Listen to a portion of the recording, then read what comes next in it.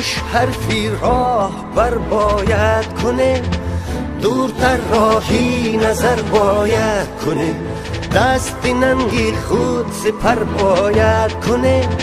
قطره ها را هم گوهر باید کنه.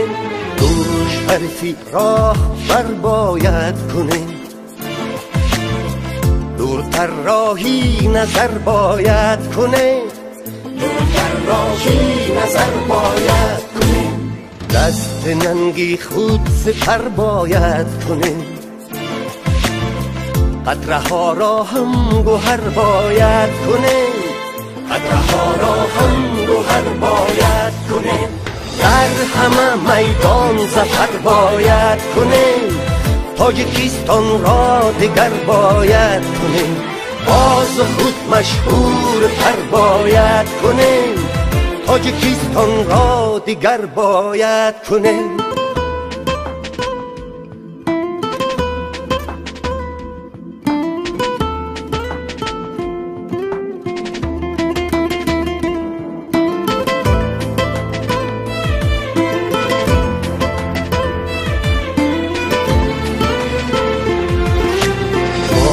زحمت گرست هر دم به گوش، می شود می شیرهی تقدیر نوش، می شود می شیرهی تقدیر نوش، در بیاری رودهای پر خروش، هر قدم باید که باشد سبز پوش، هر قدم باید که باشد سبز پوش، خاکی ملکی خشت سر باید کنه، تاجیکستان را دگر باید کنه، باز تاجی خود به سر باید کنه، تاجیکستان را دگر باید کنه. باید از ابری هنر باران کنه، از تنوری عمر باید نام کنه، راه سوی قله‌ای ارمان کنه، بحری رو سرخی ملت جان کنه.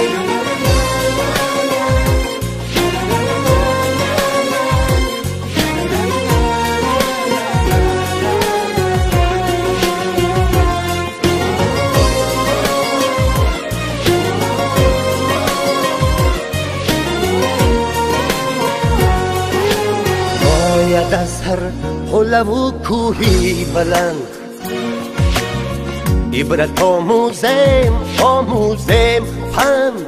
عبرت آموزیم آموزیم پند، خاک سارانند گرچی دل بسند، سربلندانند هر جا ارجمند، سربلندانند هر جا ارجمند، خشت را خونی جگر باید کنه، تاجیکستان را دیگر باید کنه، تلخی هستی شکر باید کنه، تاجیکستان را دیگر باید کنه، در همه میدان ظفر باید کنه، تاجیکستان را دیگر باید کنه، خاک ملکی خشت سر باید کنه، تاجیکستان را دیگر باید کنه.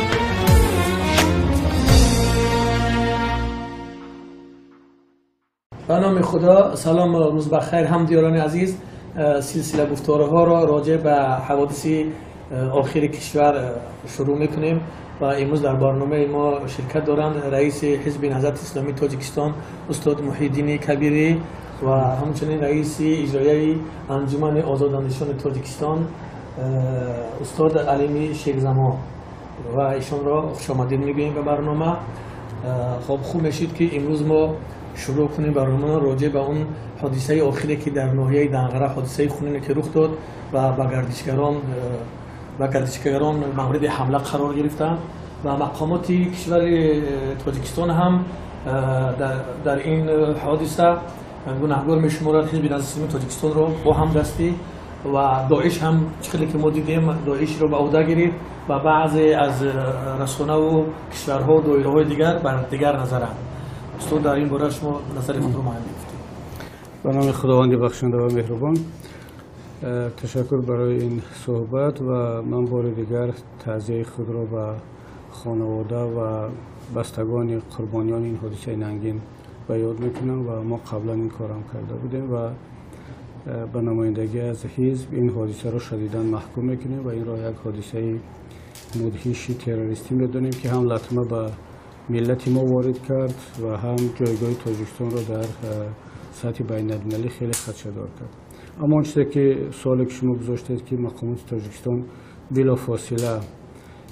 حزب نهضت اسلامی تاجیکستان را متهم به این حادثه کردند، البته این یک تهمت نوبتی هست و بسیار از کارشناسان این را پیش بینی هم میکردند که در همه حادثه‌ای که در تاجیکستان صورت بگیرد پیش از همه حکومت تاجیکستان دشمن داخلی را جستجو میکند و متهم مخالفین سیاسی خود را خواهد کرد و این دفعه هم عیناً همون تکرار شد و متاسفانه و اگرچه داعش این حمله را به دوش گرفت و نه تنها بیانیه پخش کردن، بعدا این فیلمی نوار ویدیویی هم پخش شد، ولی باز هم میبینیم که حکومت جمهوری تاجیکستان اصرار دارد به همون موقع خود، چون فکر میکند که اگر موقعش را دیگر کند در صحنه بین المللی همچنین دروغگو معرفی خواهد شد. اما من فکر میکنم که اعتراف به اشتباه هیچگاه دیر نیست، باید که سری وقت اعتراف کرده شود و چون که این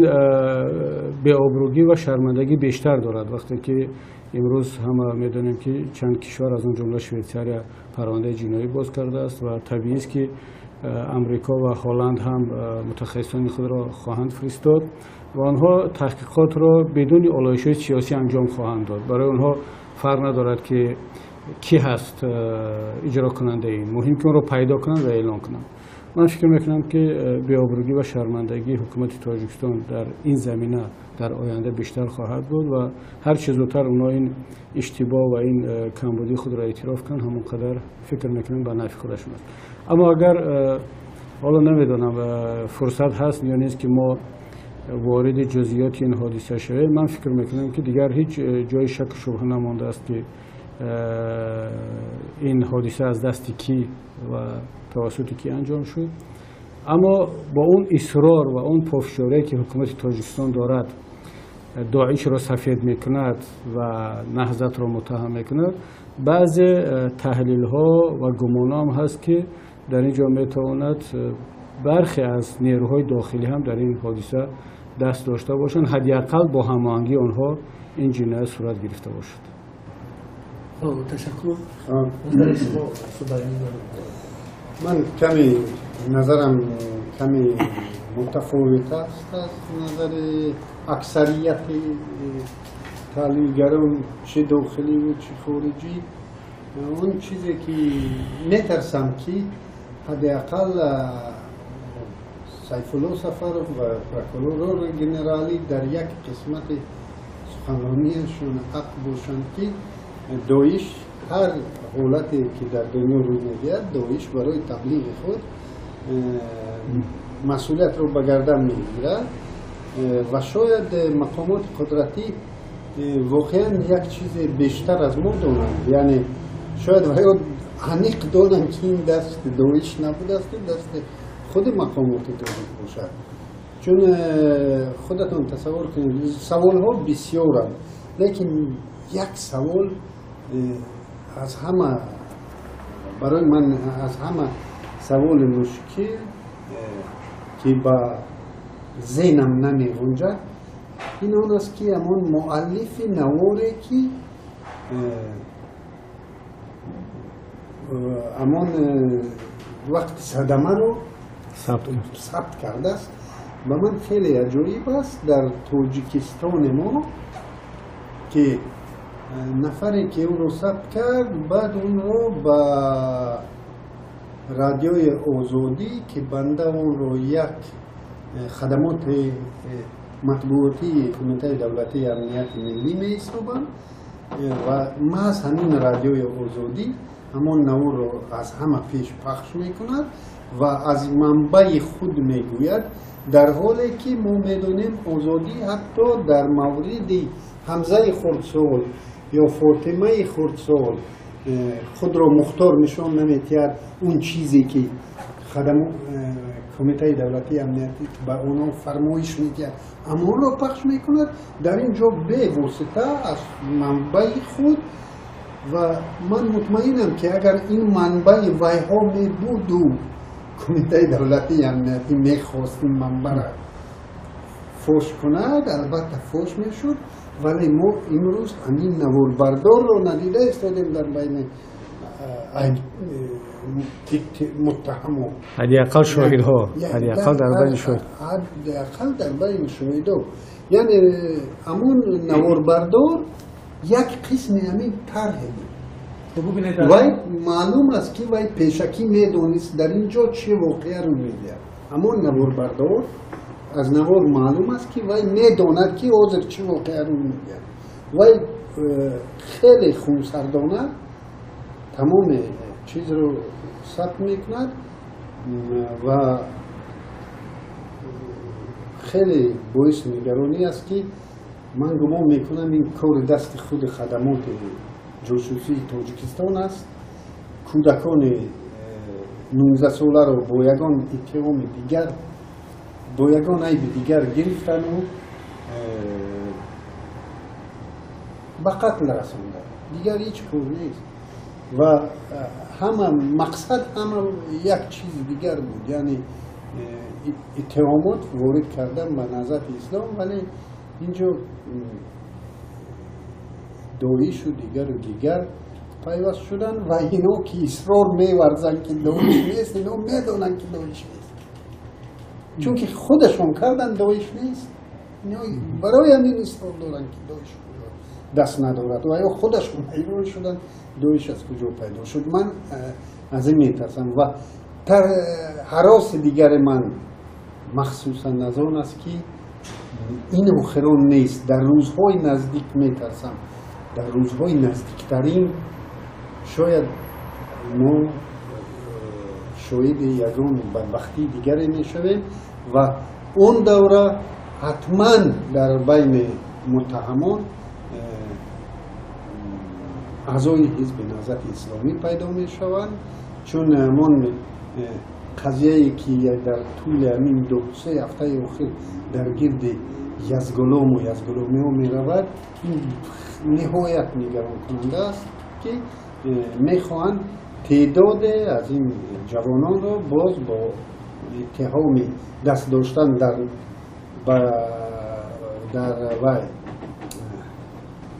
چی میگیم در چیز اوجالین تبادلات اوجالین اونا رو داخل کنند و با نهضت اونا رو پیوست دهند و با این نفران هم اونا رو پیوست دهند و این اون نفری که گویا اینها با او بیعت داده اند و در جستجو است چنان انیق فقط سراغش رو به ما نداده اند اینا میدونند او در کدام پرورده شماست استاد از شما خلاصه که یعنی به نظر شما بعضی از دایره های قدرت طلبی خود حکومتی و خصوص مقامات قدرتی در اینجا اینا از این قضیه ها استفاده میکنن و میخوان که قدرت رو به دست خود بگیرن همین است منظور تو نه این با فکرم پرابلم ها حکومت خیلی زیاد شده است چه اقتصادی و چه اجتماعی و در این مورد که از اینا طلب دارند 3 زندانی سیاسی رو جواب دهند بچون چرا باز قرامت پردازند از اینا طلب دارند که فرض کردیم چیز سازمان‌های بین المللی از اتحاد اروپا طلب دارند اون نفرانی که در پولشویی از اویله معلوم تاجیکستان دست دارند اونها تحریم کرده شوند و این بدترین نگرانی برای این اویله و این حکومت است و در این میان باز قضیه حمزه پیدا شد و دیگر پای هم با یگان چیز نه یعنی یگان دقت مردم رو به یگان طرف دیگر جلب کرد یگان چیز انگیزه همین حادثه مدهش همین است و برای میترسم برای اثبات کردن آن که نهضت در این دست دارد یک بدبختی دیگری در پیش است.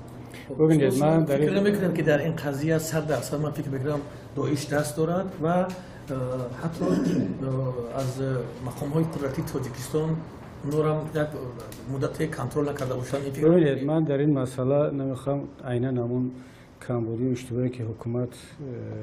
کرد اونو تکرار کنیم. یعنی قاطعانه حالا نشان دادن به یک طرف که فلانی کار انجام داد از نگاه من یک کمی پیش دویدن هست، چون که حکومت عیناً دارد همین کارو میکند. هنوز چند ساعت نگذشته اون اظهاراتی که از قبل تیار کرده بودن و همیشه تیار دارن ضد نهضت، باید حتی اگر در تاجیکستان فردا برق هم خاموش شود یگان کار دیگر شود اونا بلافاصله نهضت رو گناهکار میکنن. ما نباید به این شکل باشه، باید منتظر شویم که تحقیقات به چی نتیجه میرسد. بخصوص تحقیقات بین المللی ما طلب کردیم، 4 سازمان این را طلب کرد که تحقیقات بین المللی صورت بگیرد و بلافاصله این کار انجام شد.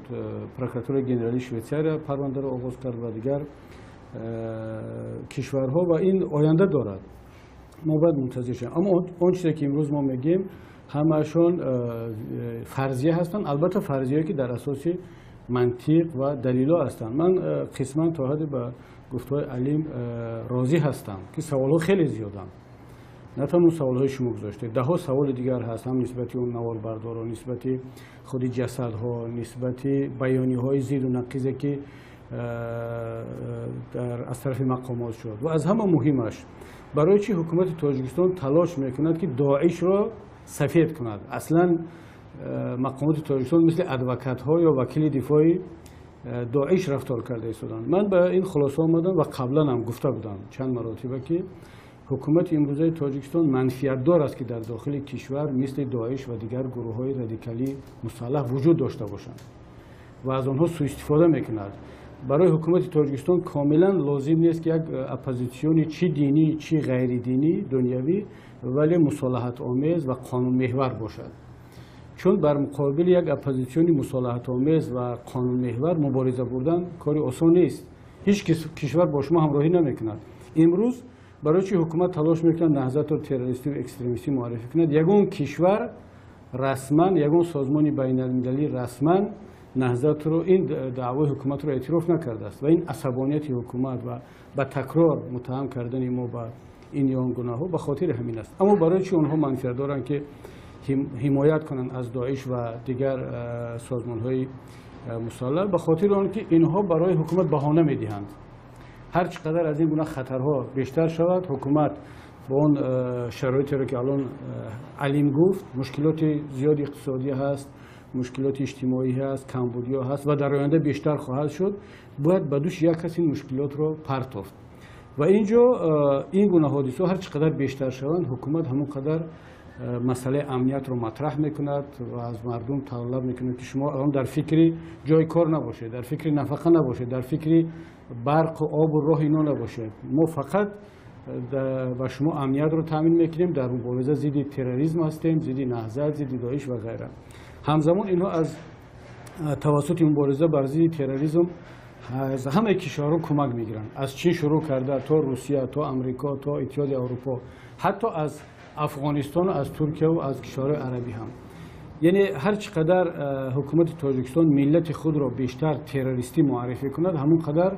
فکر میکند که به نفعش است. برای من با علیم راضی هستم که در آینده این تهمت‌ها بیشتر خواهند شد، اما در اون قسمت من کمی فکر دیگر دارم. راضی شدن نمیتوانم که این 100% از اول طرح مقامات بود، بلکه من به این باور هستم که این سیگنال ها رو گرفتن، پیدا کردن توسط نفراشون در بین این گروه ها که به قریبی چون یک همین گروه حادثه رو انجام خواهد داد. بعداً بالا این سناریو نوشتن و اون رو پیگیری کردن. احتمال زیاد دارد که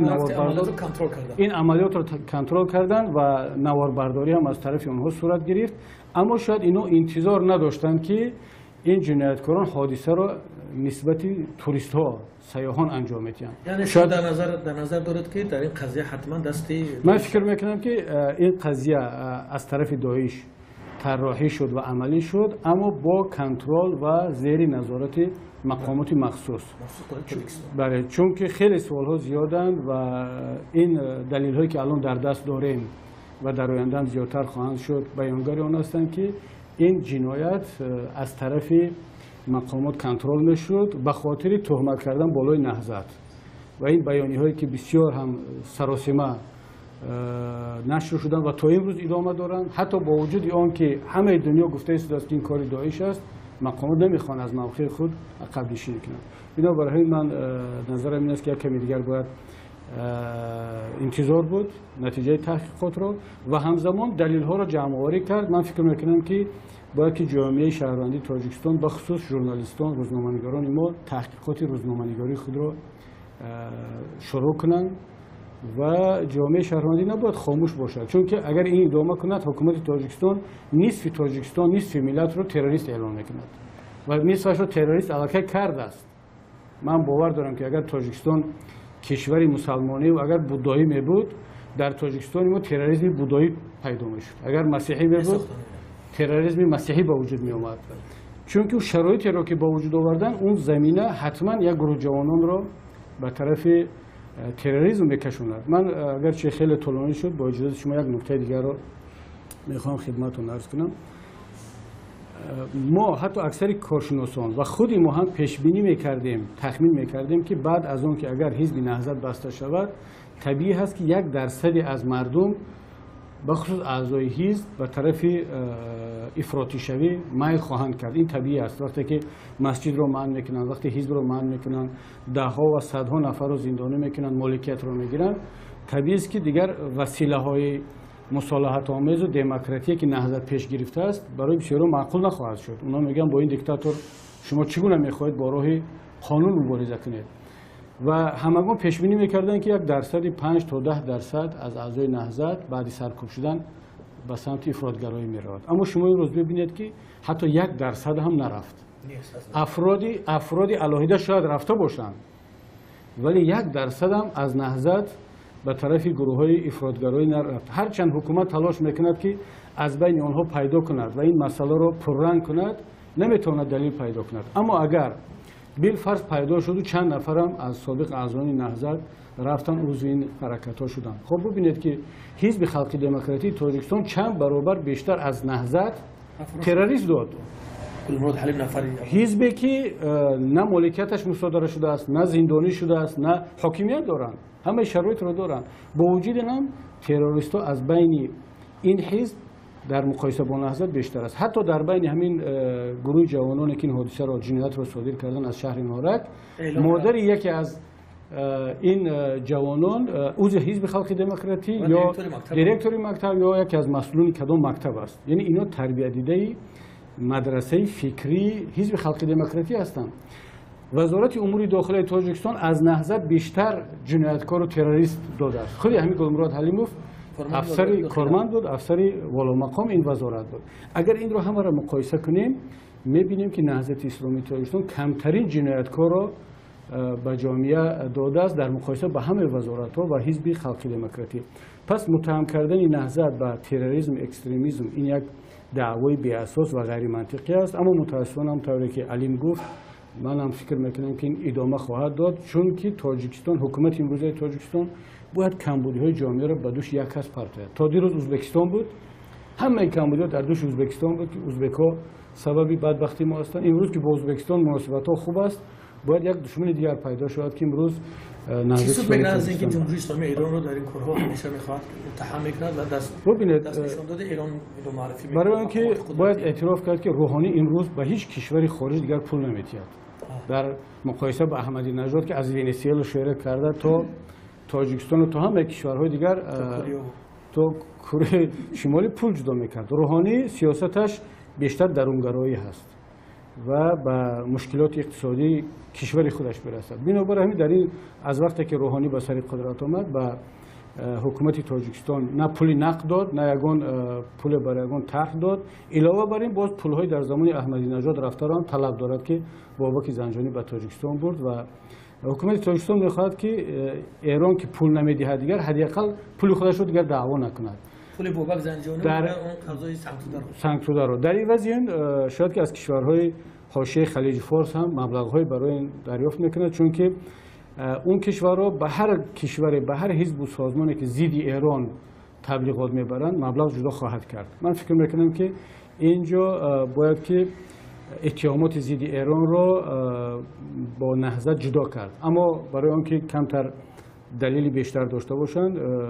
ایران را با اون متهم میکنه که نهضت اسلامی تاجیکستان را کمک کرده است و بخصوص همون سفر ما 2 سال قبل به ایران را که در حاشیه کنفرانس صورت گرفت این را خیلی پررنگ کردن، در صورتی که من هم قبل از اون و هم بعد از اون سفر ایران به 10 کشور دیگر سفر کردم، ملاقات داشتم، نسبت هیچ کشور دیگر به این شکل اعتراض نکرد. ما سببش در چی ببینید که جمهوری اسلامی ایران تا حال سکوت اختیار کرده است یا که نادیده میگیرد این اتهامات؟ من فکر میکنم که ایران خود را به این حد پایین فروردنی نیست، یعنی را یک احمقی بچگانه میداند، چون ایران فکر میکند که براش ملت تاجیک مهم است، ملتی هم زبان، هم دین، هم فرهنگ. حالا این حکومت ها میاد و میرن، چرا اگر یک طرف احمقی بچگانه کرد به خاطر پول، این طرف هم بیاید به همین سطح خودش رو پایان کند. اما میبینیم که کم کم دارد صبر اونا هم حتی به پایان میرسد، مثل صبر نهضت. و اخیراً که سفیر تاجیکستان دعوت شد به وزارت امور خارجه ایران، بلافاصله از اظهارات بعدی مقامات تاجیکستان نام ایران حذف شد، یعنی نام نهضت موند ولی نام ایران حذف شد. یعنی اونا احساس کردن که اگر ایران وارد کار شود که کشوری اندک نیست و اینا یک کمی عقب نشینی کردن. اما همیشه حکومت امروزه تاجیکستان نیاز به یک دشمن دارد تا اینکه کمبودی‌های خود را پنهان کند. اگر بالفرض من باور دارم که همین حکومت باشد و فردا نهضت به هر دلیل دیگر همچون دشمن معرفی نشد، مطمئن باشد که باز یک دشمن دیگر پیدا خواهد شد، یا قرقیزستان میشود یا از داخل همین تاجیکستان یگان نیروی دیگر رو همچون دشمن معرفی خواهند کرد. خب تشکر. وقتی که در اختیار ما به پایان میرسد، بار دیگر تشکر از رئیس حزب نهضت اسلامی تاجیکستان استاد محیدین کبیری و از رئیس اجرایی انجمن آزاداندیشان تاجیک استاد علیمی شیخزمان. سلامت باشید.